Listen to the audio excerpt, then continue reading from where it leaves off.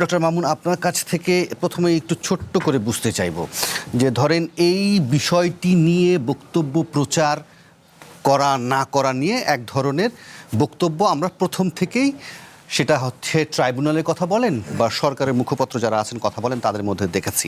কিন্তু এই প্রসঙ্গটি নিয়ে আমরা আলোচনা করতে পারবো না, এরকম বিষয়ে কি কোনো ধরনের অস্পষ্টতা আছে কিনা এক, তারপরে আলোচনাতে আসি যে ধরেন সংবাদ সম্মেলনের বিষয়ে বাংলাদেশ সরকার একটা স্পষ্ট বার্তা থাকার পরও কেন ভারত এই সুযোগটা করে দিল, আর এই সংবাদ সম্মেলনে শেখ হাসিনার কী লাভ হলো আর বাংলাদেশের কি ক্ষতি হলো, মানে কার কি অর্জন হলো?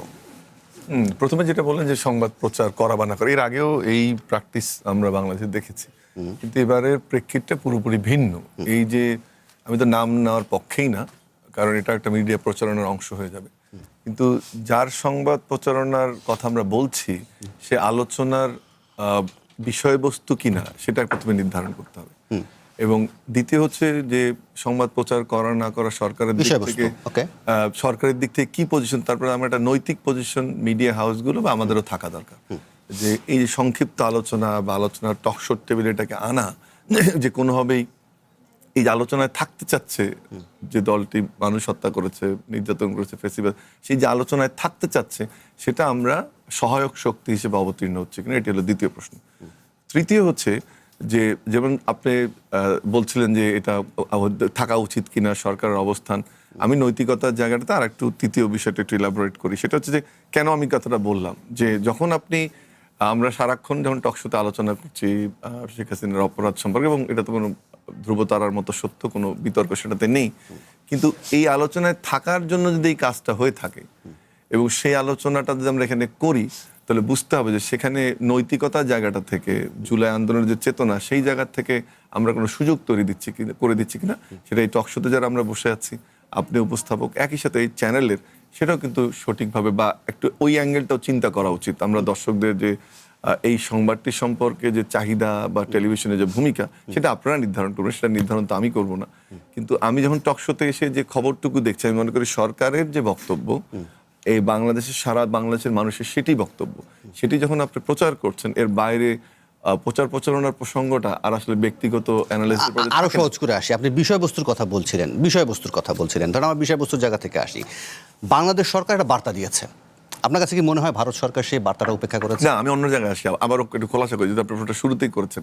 সেটা হচ্ছে যে আপনি যখন প্রচার করছেন যে বাংলাদেশ সরকার অবস্থান এটি, সরকারি বেসরকারি আমি যে ভাষাই বলি না কেন, আসলেই সামাওয়াই ঠিক বলেছে যে সর্বোচ্চ ভাষায় সরকার উত্তর দেওয়ার চেষ্টা করেছে, এবং ভারতকেই নির্ধারণ করতে হবে যে কিভাবে এই সম্পর্কের মাঝখানে এই বিস্ফোরণকে রেখে ভারত আগাবে।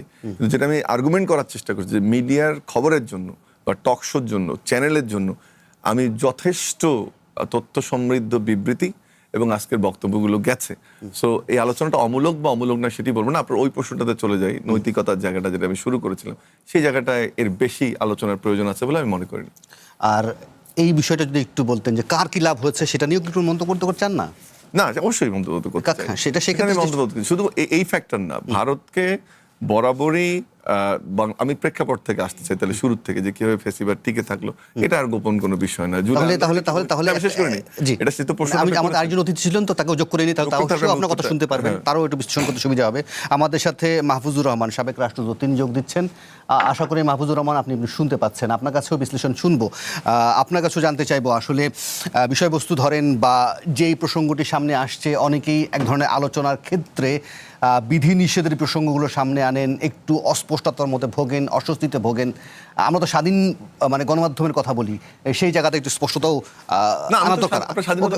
ফলে আপনি নৈতিকতার প্রশ্ন, আচ্ছা ওকে তুলেন, এবং আমরা তো আলোচনা করছি, কিন্তু আমি আলোচনা যে জায়গাটা ছিলাম যে আমি যে আলোচনা যারা থাকতে চাচ্ছে সেই সুযোগে যদি আমি ঘি ঢালি বা আলোচনার সুযোগ করে দিই, সেটা কি আমি সহায়ক ভূমিকা পালন করছি? আমি সেই প্রশ্নটা রেখেছি মিডিয়ার। সেই সহায়ক ভূমিকা কি আপনার মনে হয় সরকারকে? আমি তো পররাষ্ট্র মন্ত্রণালয় থেকে শুরু করে সবাই যেভাবে প্রতিক্রিয়া জানাচ্ছে, আমি বলছি যে ওই প্রচারটুকুই যথেষ্ট বা ওই প্রচারের ব্যক্তিটাও যথেষ্ট। দ্বিতীয় প্রশ্নে বরং যাই আমি, যেটা আপনি বলেন যে ভারতকে আসলে নির্ধারণ করতে হবে, যে ভারত আমরা বলছি নির্ধারণ করা উচিত, বাট এখন দেখছি নির্ধারিত হচ্ছে না। যেভাবে যাচ্ছে, যে বক্তব্য, যে অ্যাক্টিভিটিস, এটা কোনোভাবেই আপনি মিডিয়ার আমরা যত আলোচনাই করি, এটাকে একটা রগে নিউজ করি বা কাটতি আইটেম করি না কেন, কিন্তু এটা কি কোনোভাবে গ্রহণযোগ্য? এখানে একজন ডিপ্লোম্যাট জয়েন করেছেন, এটা কি সম্ভব? এটা কি তার মানে কি এটা রাজনৈতিক এলিমেন্টটা ভেরি মাস আপনার পুনর্বাসনের যে প্রক্রিয়া তার একটা অংশ? কেন আমি কথাটা বললাম, বা অফ দি রেকর্ড মাহবুব কামাল কেন কথাটা বলেন, এই আলোচনাটা তো পুনর্বাসনের একটা অংশ, এবং তারা যেটা করতে চাচ্ছে আপনি সেটা আলোচনা করে সেটাতে ঘি ঢালছেন বা সুযোগ করেছেন। সেজন্যই আমি বলছি যে সরকার কি বললো না বললো তার চেয়ে আমাদের নৈতিকতার প্রশ্নটা হচ্ছে যে এই আলোচনাটা আমরা করবো কিনা।